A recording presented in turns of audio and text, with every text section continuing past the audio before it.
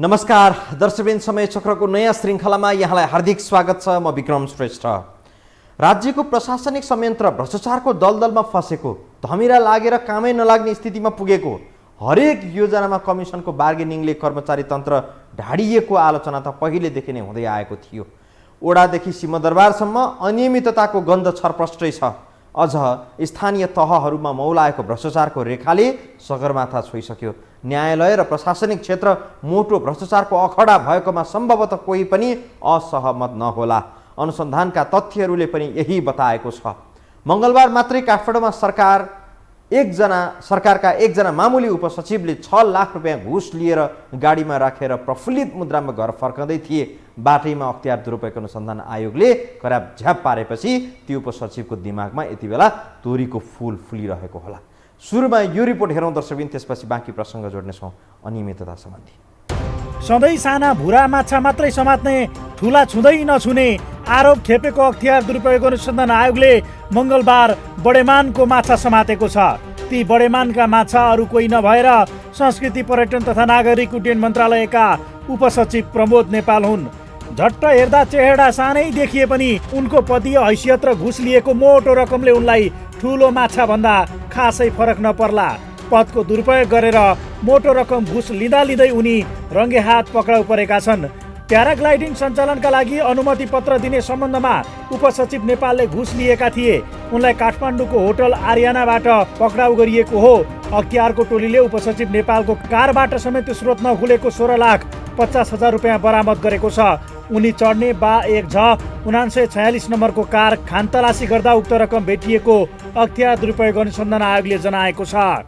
उहाँले चाहिँ कुनै एउटा उसलाई प्याराग्लाइडिङको अनुमति दिने क्रममा अब सेवाग्राहीसँग कुनै माग गर्नु, उहाँ सेवाग्राहीले हामीलाई यस्तो यस्तो छ भन्ने खालको निवेदन उजुरी गरेको आधारमा हाम्रो आयोगबाट खटिगएको टोलीले उहाँलाई हिजो चाहिँ नागपोखरी छेउको आर्यन होटलबाट 6 लाख घुस रिश्वत लिँदैको अवस्थामा र उहाँको गाडी तलासी गर्दा पछि 16,50,000 पनि थप फेला परेको हुनाले जम्मा 22,50,000 हिजो चाहिँ बरामद भएर उहाँलाई नियन्त्रणमा लिएर आएर यहाँ हिरासतमा राखिएको अवस्था छ।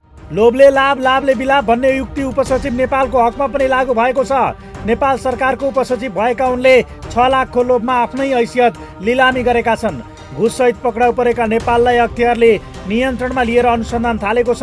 उनको कारमा भेटिएको 16,50,000 को समेत स्रोत नखुलेकाले त्यो पनि अनुसन्धानको विषय बनेको छ। सरकारी सुविधाको चिल्लो गाडी चढेर घुस लिन ठाटिँदै होटल आर्याना पुगेका नेपाललाई अख्तियारले उजुरीको आधारमा पक्राउ गरेको हो। सेवाग्राहीसँग मोटो रकम घुसको मोलमोलाई गर्न थालेपछि उनी विरुद्ध अख्तियारमा उजुरी परेको थियो। प्याराग्लाइडिङ सञ्चालनका लागि अनुमति पत्र, लाइसेन्स उपलब्ध गराइदिने कामका लागि सेवाग्राहीसँग मोटो रकम मागेपछि उपसचिव नेपाल अख्तियारको नोटिसमा थिए। सरकारी सेवामा हुँदै ठुलो थैलो कसने जोरजम गरेका उनी अहिले अख्तियारको हिरासतमा छन्। रिश्वत अर्थात् घुस 6 लाख र गाडीमा बरामद भएको 16,50,000 सहित 22,50,000 मा रियाल काट्दा उपसचिव नेपाल कलङ्कित भएका छन्। उनको छवि यति बेला धुमिल भएको छ। विषयको अनुसन्धान एउटा पाटो होला। भोलिका दिनमा अदालतले दोषी ठहर्छ या उन्मुक्ति दिन्छ तपसिलका कुरा भए, तर उपसचिव घुससहित रङ्गे हात पक्राउ परेको खबरले देशभर तरङ्ग ल्याएको छ। अब देश नै भ्रष्टाचारको दलदलमा फसिया छ जस्तो सन्देश दिइरहेको छ। नेपालमा कुनै पनि विधिको शासन छैन, जवाबदेहिता छैन। अब यो चाहिँ राज्य दोहन गर्ने अनि चाहिँ जनतालाई दोहन गर्ने, आफ्नो निजी स्वार्थ पूर्ति गर्ने, त्यसबाट उन्मुक्ति लिने, अब यही क्रम, यही सिलसिला जारी छ भन्ने कुरा देखिन्छ यसबाट।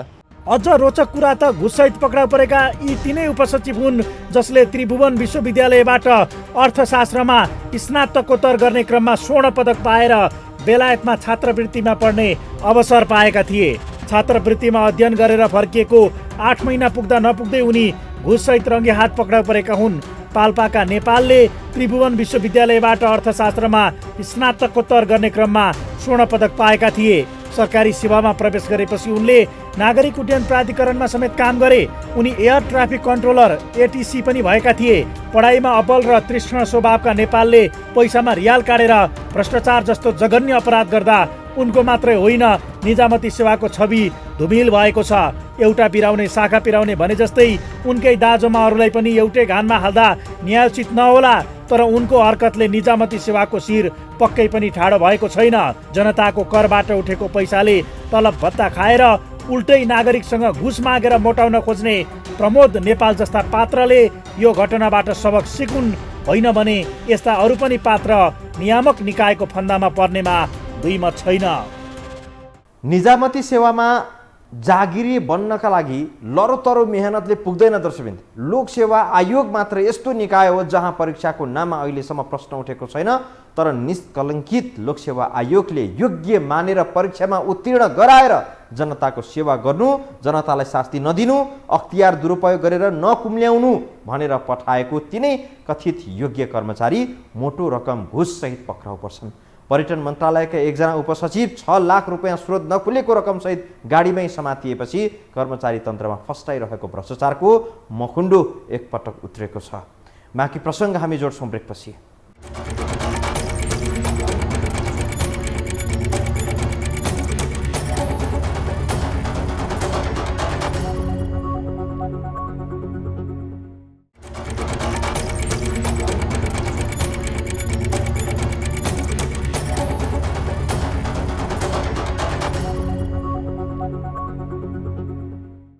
पर्यटन मन्त्रालयका उपसचिव प्रमोद नेपाल मोटो रकमसहित पक्राउ पर्दा उनी मात्रै दोषी हुन् भन्ने होइन, उनको पछाडि अगाडि त्यो 6 लाख रुपियाँ को कसको भागमा पर्ने हो, थप अनुसन्धानसहित ती भागवालाहरूलाई पनि अख्तियारले समाइहालोस्। 6 लाख नगद त ठाउँको ठाउँ फेला पर्यो, उनीसँग करिब 22 लाख रुपियाँ एउटै योजनामा एउटै फाइलमा घुस लिन खोजेको देखिएको छ। अख्तियारको फन्दामा परेका प्रमोद नेपालले अहिले भनिरहेका छन्, म मुख्य सचिव हुने लाइनमा अघि बढिरहेको अधिकृत हुँ, म निर्दोष भएरै फर्किनेछु। दबाव र रबावमा चल्ने राज्य संयन्त्र यस्ता शक्तिहरूबाट प्रभावित हुन सक्दछन्। अझ रोचक कुरा त घुससहित पक्राउ परेका यी तिनै उपसचिव हुन् जसले त्रिभुवन विश्वविद्यालयबाट अर्थशास्त्रमा स्नातकोत्तर गर्ने क्रममा स्वर्ण पदक पाएर बेलायतमा छात्रवृत्तिमा पढ्ने अवसर पाएका थिए र त्यो रकम त्यो खर्च सरकारले बेहोरी दिएको थियो, तर राज्यमाथि नै घात यी व्यक्तिबाट भएको छ। मंगलबार सरकारी गाडी चढेर घुस बापतको पैसा बुझ्न उपसचिव प्रमोद नेपाल होटल अर्याना पुगेपछि ठुलै भ्रष्टाचारको एउटा स्वरूप उदाङ्गो भएको छ। काठमाडौँ महानगरपालिका वडा नम्बर 1 मनोकामना मार्ग स्थित होटल अर्यानबाट 6 लाख घुस सहित उपसचिव नेपाल पक्राउ परेपछि निजामती क्षेत्रमा तरङ्ग आएको छ।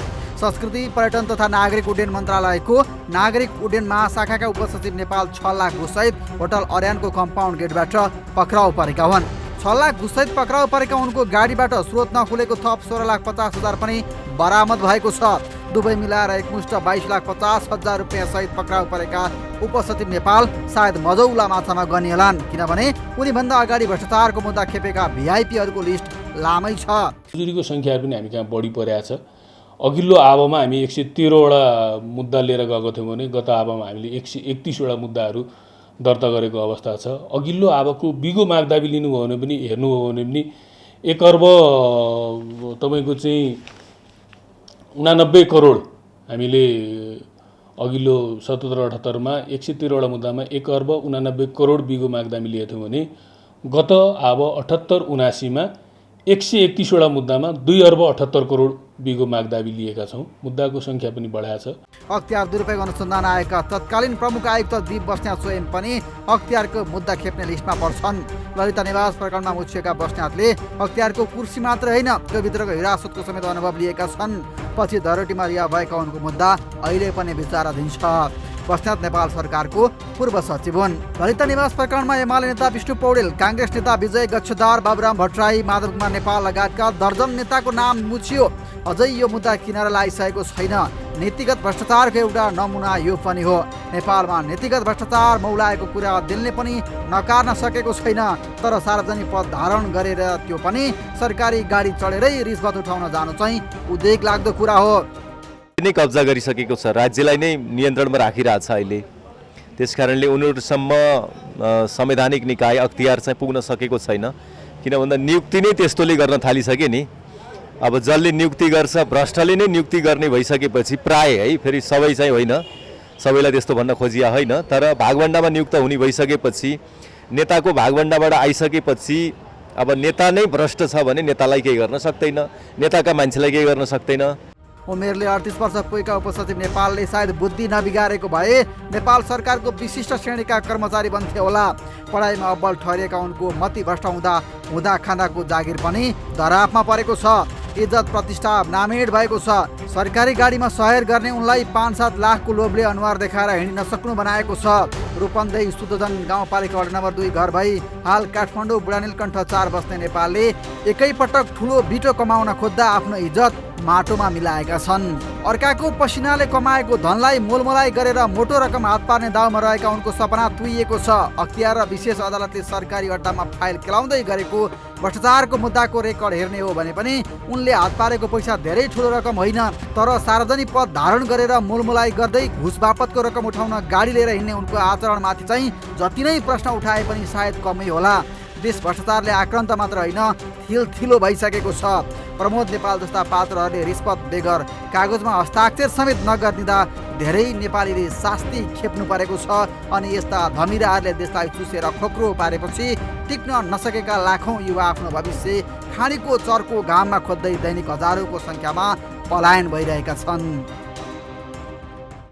देश भ्रष्टाचारले आक्रान्त मात्रै होइन, थिलो बनेको छ। प्रमोद नेपाल जस्ता पात्रहरूले रिश्वत बेगर कागजमा हस्ताक्षर समेत नगरिदिँदा धेरै नेपालीले शास्ति खेपिरहेका छन्। हरेक नेपाली सरकारी कार्यालयमा जाँदा एउटा न एउटा गुनासो र पीडा बोकेर फर्किनु परेको छ। अनि यस्ता धमिराहरूले देशलाई चुसेर खोक्रो पारेपछि टिक्न नसकेका लाखौँ युवा आफ्नो भविष्य खोज्दै खाडीको चर्को घाममा दैनिक आफ्नो मजदुरी बेच्नका लागि पुगिरहेका छन्। विदेशमा पसिना बगाउँदै सामाजिक सञ्जालतिर नेपालको अवस्था हेरेर धिक्कार्ने र नेपाल आमाको रक्षाको कामना गर्नेहरू बढ्दै गइरहेका छन्। नेपालमै फर्केर नेपाल बनाउने हिम्मत यिनै भ्रष्टहरूका कारण उनीहरूले जुटाउन सकिरहेका छैनन्। हामी बाँकी प्रसङ्ग जोड्छौँ ब्रेकपछि।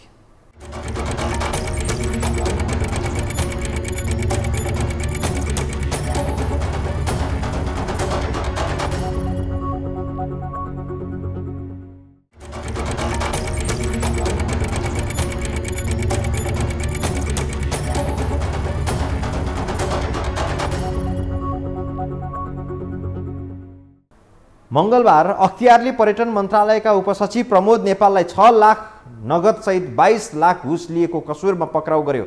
बुधबार पनि अख्तियारले आन्तरिक राजस्व कार्यालय लाजिमपाटमा काम गरिरहेकी कम्प्युटर अधिकृत बिन्दु प्रधान श्रेष्ठलाई घुससहित पक्राउ गरेको छ। प्रमोदका सामु उनी सानो माछा हुन्। उनको साथबाट 30,000 रुपैयाँ भेटियो। कर सम्बन्धी विषयमा सहयोग गरिदिने भन्दै उनले घुस लिएको आयोगले जनाएको छ। यस विषयमा थप अनुसन्धान होला नै। बारम्बार कर्मचारीको घुस मनोवृत्ति र ठगी प्रवृत्ति किन बढिरहेको छ? यसको रोग के हो? हेरौँ यो रिपोर्टमा। एकैपटक ठुलो मुठो समात्न पुगेका नेपाल सरकारका उपसचिव प्रमोद नेपाल घुस प्रकरणका एक्ला महारथी हुन् कि यो घटनामा उनको अघिपछि भाग शान्तिमा मिलीभगत गर्नेहरू पनि छन् भन्ने प्रश्न उब्जिएको छ।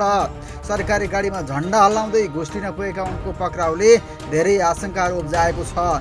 भलै यो अनुसन्धानपछि टुङ्गिएला, तर उपसचिव आफ्नै ठेक्कामा परेको बट्टी उठाउन गएको शैलीमा गाडी लिएरै घुस लिन गएपछि उपल्लो दर्जाका कर्मचारीको पनि समानता छ कि भन्ने आशंका उब्जिएको हो। नेपाल सरकारको सार्वजनिक पद धारण गरेर बसेका व्यक्तिहरूले भ्रष्टाचार गरेको ठहर भएमा घुस अथवा रिश्वत लिएको रकमको अनुपातमा सजाय तोकिने कानुनी व्यवस्था छ। कानुनतः भ्रष्टाचार निवारण ऐन 2059 को परिच्छेद 2 मा उल्लेख भए अनुसार कुनै राष्ट्र सेवक वा राष्ट्र सेवक हुन लागेका व्यक्तिले आफ्नो ओहदा वा सो सम्बन्धी कुनै काम गर्न वा गरिदिए बापत रिश्वत लिएमा वा लिन मन्जुरी गराएमा देय अनुसारको कैद र जरिवाना हुने उल्लेख छ। साथै रिश्वत लिएको भए सो रिश्वत समेत जफत हुने कानुनमा उल्लेख छ। अब अख्तियारले आफैले चाहिँ पैसा दिएर पठाउने अनि चाहिँ अपराध गर्न लगाउने अनि चाहिँ त्यसपछि मान्छे पक्राउ गरेर अनि मुद्दा चलाउने जुन सिलसिला थियो त्यो सिलसिला चाहिँ रोकिनुपर्छ भनेर अदालतले पनि भनिसकेको छ। 25,000 सम्म घुस लिएमा 3 महिनासम्म कैद सजायको व्यवस्था गरिएको छ। त्यस्तै 25 देखि 50,000 सम्म रिश्वत लिएमा 3 देखि 4 महिनासम्म कैद सजायको व्यवस्था गरिएको छ। त्योभन्दा माथि 50,000 देखि 1 लाख रुपियाँसम्मको हकमा 4 महिनादेखि 6 महिनासम्म कैद सजाय तोकिएको छ। 1 लाखदेखि 5 लाख रुपियाँसम्मको हकमा भने 6 महिनादेखि 1 वर्षसम्म कैद सजायको व्यवस्था गरिएको छ। 5 लाखदेखि 10 लाखको हकमा 1.5 वर्षदेखि 2.5 वर्षसम्म कैद सजाय तोकिएको छ।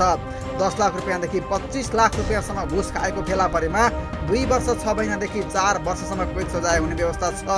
उपसचिव प्रमोद नेपाल यदि कानुनको नजरबाट दोषी ठहर भए उनीबाट बरामद भएको रकम 22,50,000लाई आधार मानेर हेर्ने भने उनलाई 2.5 देखि 4 वर्षसम्म जेल सजाय हुन सक्छ। हिजो आज आम नागरिक राष्ट्रसेवकहरूका दृष्टिकोणमा भ्रष्टाचार नगर्ने भनेको नसकेर वा गर्ने मौका नमिलेर मात्र हो भनेर बुझ्दछन्। मौका पाए कसैले बाँकी राख्दैनन् भन्ने जस्तो हीनतावादी र गैर जिम्मेवार सोचको विकास भइरहेको छ। नेपाललाई भ्रष्टाचारले नराम्रोसँग गाँजेको छ, यो सत्य कुरा हो। भ्रष्टाचारका कारणले सामाजिक स्थायित्व र सुरक्षामा गम्भीर समस्या र चुनौतीहरू सिर्जना भइरहेको छ। भ्रष्टाचारले एकै पटकमा सार्वजनिक नैतिकता, संस्थागत आचरण र सार्वजनिक विश्वासमा क्षति पुर्याउन सक्छ।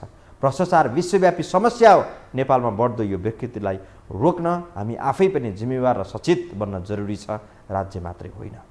हवस् त दर्शकवृन्द, आजलाई समय चक्र यति नै। बिदा दिनुहोस्। नमस्कार।